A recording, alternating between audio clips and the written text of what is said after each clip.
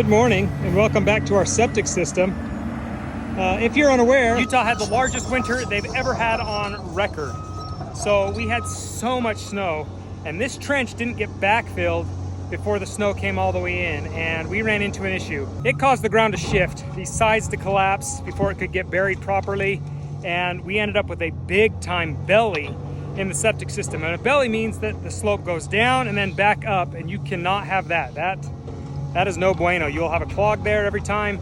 Fluid will stop there, solids will stop there. It's no good. So we had to dig it back up.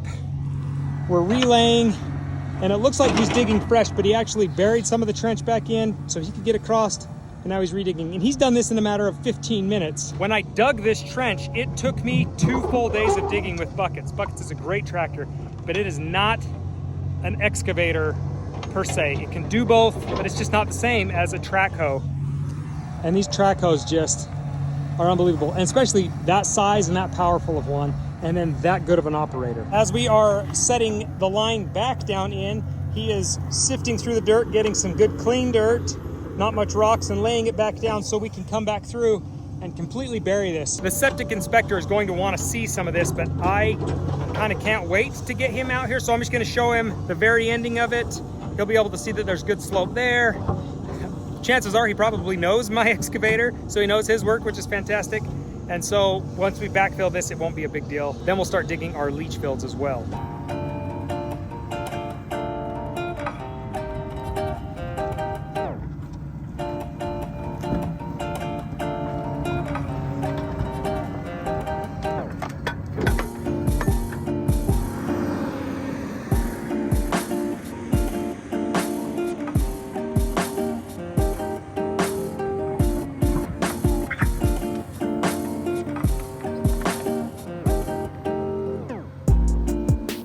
We are to a cool point now in the septic. We actually get to start setting our leach field. All of our main line is set into our 1,500 gallon tank. Now that is not the size of tank that I needed.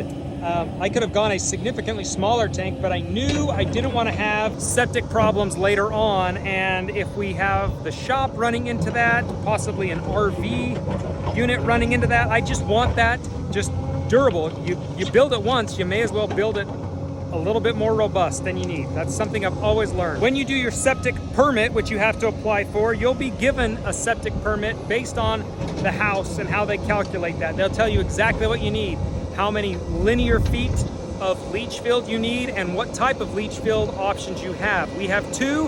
One was a pipe and drain with like gravel around it, and the other is what they call the other is called the infiltrator, which is those black tunnels over there. They're super cool. They are significantly more expensive than the pipe and gravel, but they also are a little more durable, and I think they set a lot easier. So they say they just distribute better. So that's why we went with them. One thing I did learn though is I can reduce the amount of feet I have. If I do a pipe and gravel system, I need 400 feet in leach field. If I do the infiltrator, I only need 294 feet. And what is cool is you can have a max length of 150 feet in whichever style of leach field you have. And since I'm doing the infiltrator, I only need 2 lengths. So we have an option of either 4 lengths of 70 something feet, or we can do 3 lengths of 100 feet, or I can do 2 lengths of 150 feet. We stay within the tolerances of the leach field system, and we stay within the tolerances of the infiltrator system. I like the idea of 2 runs better than 4 short runs, but you're probably thinking, well, why would you have 4 short runs? Well, typically you may not have that much space between your property, and so you've got to keep it shorter. So the 4 runs works and distributes it. Where I can go 150 feet no problem, we're doing 2 of those because that's less digging. Well, I guess it's the same amount of digging, but it's just 2 trenches I got to worry about. So here's a couple of the issues you run into. You have depth limits. If your leach field is too deep, it won't work. So the max depth that those can be from the very bottom is 36 inches. And we're gonna probably try to stick to that because I like it being deeper, but you can't go any deeper than that. But if you're gonna start here with your tank, we have to just kind of keep slope moving. But then once you get into your infiltrator system or your regular leach field, that item stays dead level the entire way. Don't ask me why, but it just does, so that water and the liquids just disperse properly. But that has to be level. So you have to maintain slope till you hit level, then you got to maintain level, and then you can't change your depth to maintain level either. This orange line is our leach field. That clear out there, 200 feet, is level. It doesn't seem like it, almost seems like it's going uphill, but it's not. And we checked it with the laser running right there. And now my job is to make sure that the laser is good. Look at the trench here and see that this is the height of the ground. This is the height of the ground, and it's been shaved so that there's no debris sitting there really. It's all stacked over here. That is the sign of a professional. When I dug the trench, and maybe it's because the backhoe doesn't have that much of a reach, I have to put the dirt right next to the trench. So it's really hard to see what base level is, and you need to know that when it comes to your leach field. So he'll dig, I check it for him, tell him if we're good, if we need to go up or down a little bit, and then he'll skim the height. And this is how good he is. He's just barely touching this, leaving some of the grass even there. I mean, that's pretty good quality right there. We are down to 90 feet of our trench. 60 feet more to go.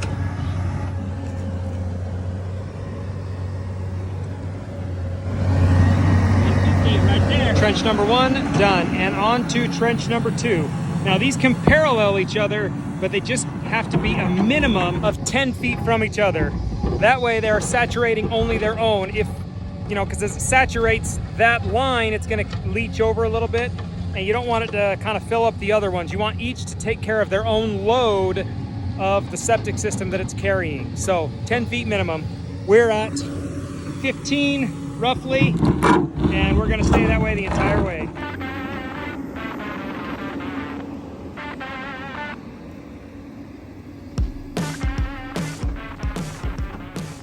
Because this ground, if you were to sit level on it, you'd be sitting like this.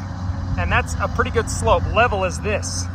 So if you stay on this and dig it that way, this tractor will be digging and our trench won't be level either. You know, the bucket stays parallel to the tractor. So he's putting a small little kind of ramp, if you will, downhill so that he sits pretty level, and that way his bucket is digging flat. Both of our trenches are dug, and we are ready to start actually throwing our septic leach fields down. But I just wanted to do a quick little pass over, kind of smooth out some of these areas. I don't know how much it matters to be level on the inside of them, but we'll make it as nice looking as possible. I have learned one thing. When in doubt, when it comes to an inspection, make it look the best it can, and you do a lot better off.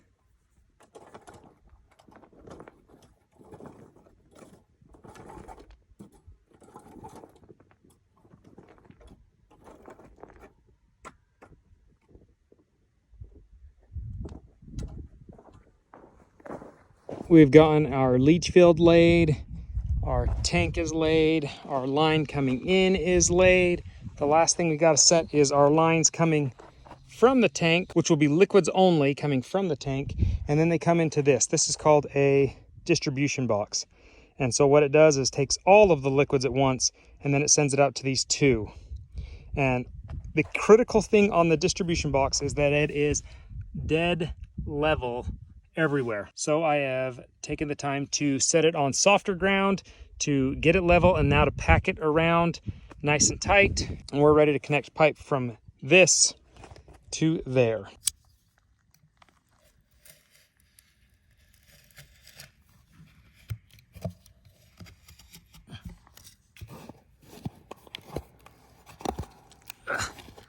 There we go.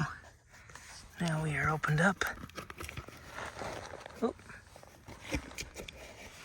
We got to push it. Maybe that's easier. There we go. Push it into the tank. There we go.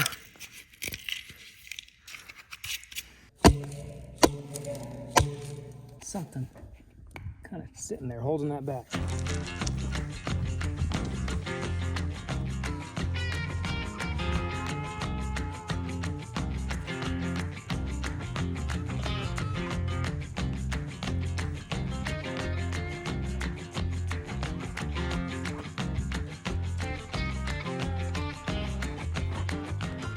We've gotten our leach fields, both of them connected, and there is slope going out this way, slope coming in, slope going down to that. But where we can't have any slope is in this box. We set it dead level, and if you notice, these two sit a little bit lower than this one. And what I've tried to do is prop these two up so that they sit roughly about the same height.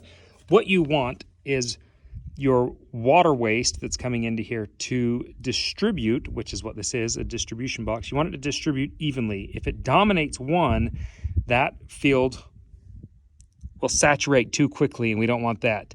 This is built to saturate both fields evenly, and so we just have to make sure that that's the case. So I've measured, we've got like 1.25 inches to here, 1.25 inches to here.